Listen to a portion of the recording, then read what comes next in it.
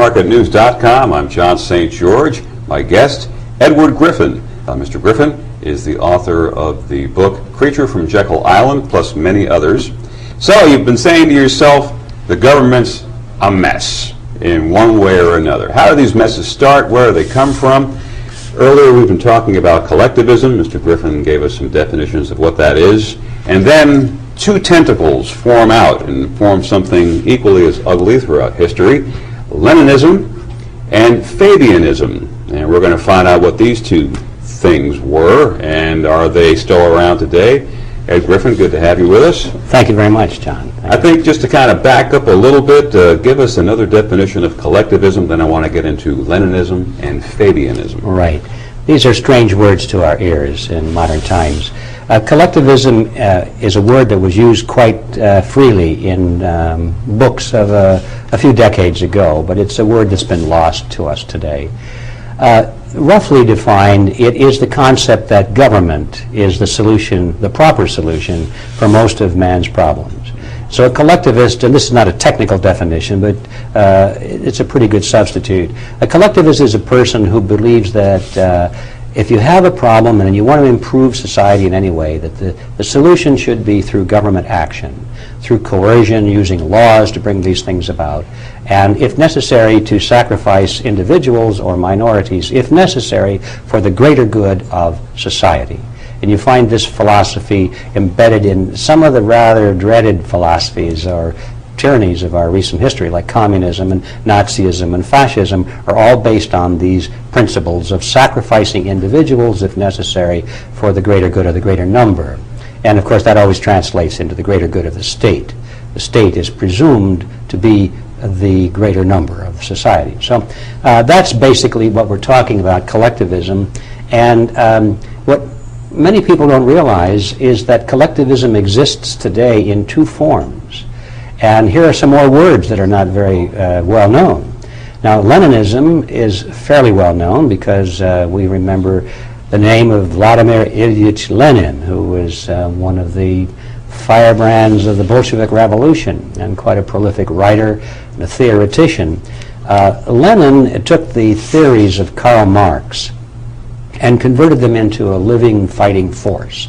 See, Karl Marx wrote Das Kapital and the Communist Manifesto, and there are millions of Marxists around the world who have read his works and believe his theories. Basically his theories were: workers of the world, unite, throw off the chains of your capitalist exploiters, recapture control of the means of production, unite against war and racism, from each according to his ability, to each according to his need, and on and on and on. These are very famous and popular slogans that Marxists in general like. They buy into this, and because they're basically idealistic people, they think that would be a better society than we have now.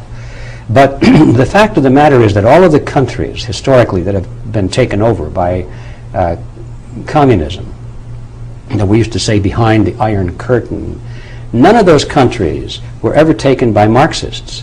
They were all taken by another group called Leninists, or Marxist-Leninists, sometimes they call themselves that. And those are people who also believe in the writings of Karl Marx, but they believe in the writings of Lenin, who organized the Communist Party, who said basically we must have organization, we must have structure, we must have discipline, we must have communications, we must have training, we must have leadership. He created a fighting force. And so that is the fighting force that took over all of these countries. So Leninists are a notch above Marxists. They sound like they were more doers. They were doers, exactly. The Marxists tend to be the theoreticians. The Leninists are the doers, the ones that go out and make it happen. See? So there's a very important distinction between the two, and it's interesting, I think, to know that even in the heyday of communism, most of the top communists did not refer to themselves as communists. They referred to themselves as Leninists. Interesting. It's very interesting, and it's very significant, because the word communism was kind of a catch-all phrase. Lenin and Marx both taught that communism was something for the future, They were establishing what they called socialist republics. It's like a Christian saying, I'm a Calvinist. You know, that's another, I'm going to subscribe to a theology as opposed to the primary foundation. Yeah, they were working toward the future. Communism would happen, they said, when finally mankind was perfected and the state would wither away. Ha ha. Yeah, we saw a lot of that happening, didn't we? But anyway, that was the theory. In the meantime, what they were building was socialism, they said. And those people called themselves Leninists. So when it came time for the crumbling of the communist empire, so-called, all these people did was take off their hats that said communist, put that down, and put another hat on that said social democrat. But you notice that the heads underneath the hats didn't change. And their ideas didn't really change. They talked about open markets and being friendly to the West and all these sort of things, freedom of speech. They gave a lot of verbiage to that. But, and some of that actually happened, but underneath, the police state didn't change. They still maintain a very strong military, and they're still preparing for international war. The KGB changed its name, but it didn't change. It just got bigger and better funded and so forth. Nothing really changed except the label. And it's interesting to note that this is one of the basic strategies of Lenin. Lenin was quite a strategist. For example, he said, comrades, it makes no difference what you think or what you know, how many books you've read, how good a debater you are, how smart you are. None of that is important. All that matters, he said, is to come to power. You must come to power. Now, once you do that, then you can afford debate, because if you have the power, you can shoot anybody who disagrees with you. He actually said that. He's quite a guy. He said, you know, promises are like pie crusts made to be broken. So he was a strategist, and he considered that he and his followers were at war with the rest of the world, and they were going to conquer the rest of the world. How different do you think he is from Saddam Hussein? Well, not an awful lot different at all, no. He's a thug. He's a thug, but he was probably smarter than Hussein, and he developed a world following, and he had much better strategies, and of course he had better funding and all that sort of thing. Interesting that he's focusing on power, and as you were talking, I'm seeing, well, here we have a philosophy trying to create a level playing field.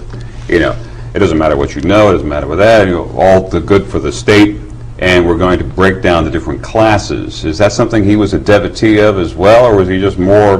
No, what you're talking about there is more of a Marxist theology. See, the theory guys. The theory guy, yeah, that's right. Theory guy. Lenin basically said none of that makes any difference.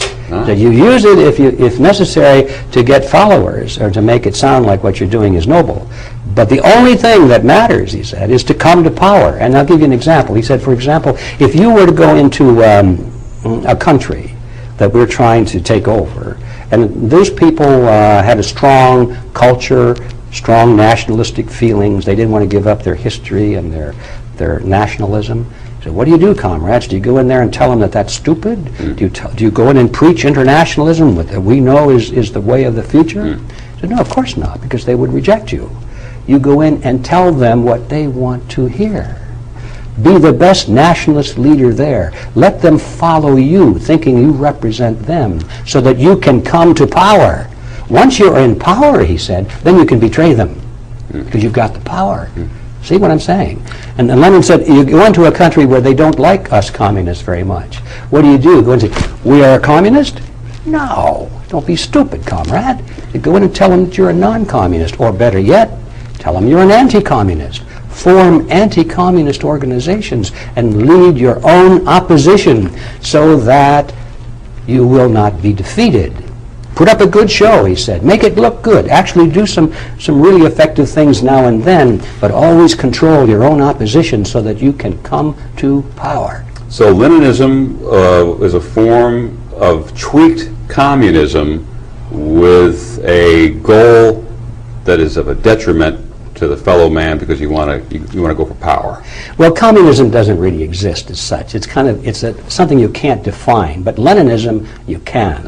And the point I'm trying to make is I'm getting slowly to it here because we're going to talk about Leninism versus Fabianism. I'm doing what comes first, the chicken or the egg thing. Right. I don't know. Well, it's hard to define. But you see, one of the theories that Lenin taught was the strategy of a feigned defeat or feigned retreat in order to lure your enemy into a vulnerable position. And this is not original with him.